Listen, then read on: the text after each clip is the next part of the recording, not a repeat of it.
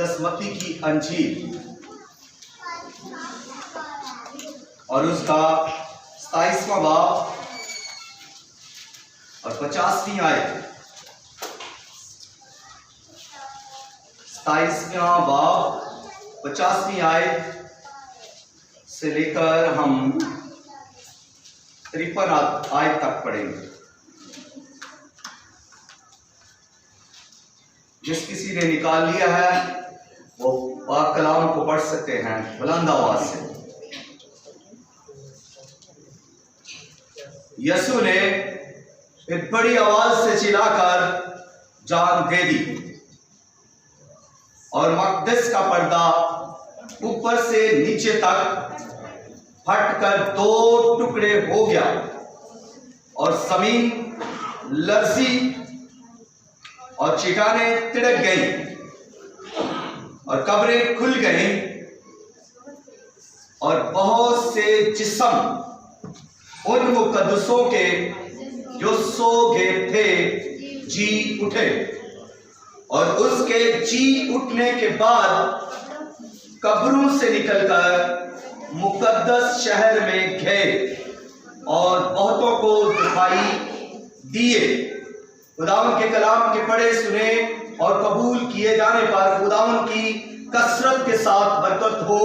सब कहें आमीन।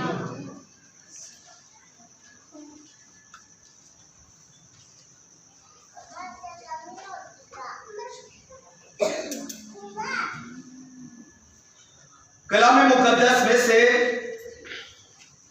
जो हमने आयात पढ़ी हैं उनसे जो आज का मज़मून मैं आपके सामने शेयर करने को हूं वो है सलीब की मुनादी। सलीब की मुनादी, the preaching of cross. Yesu Masih की सलीब की मुनादी।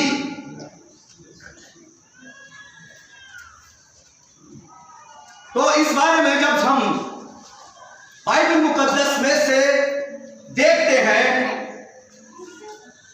तो मजहबी और सियासी अदालतों में से गुजरने के बाद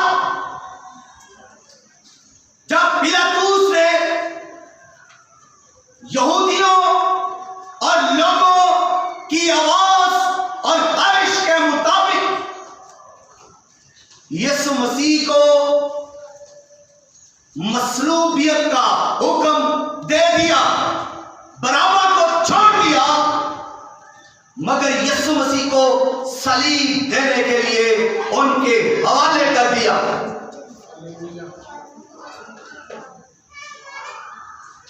तो जब यह ऐलान हो चुका कि इसको सलीब दिया जाए,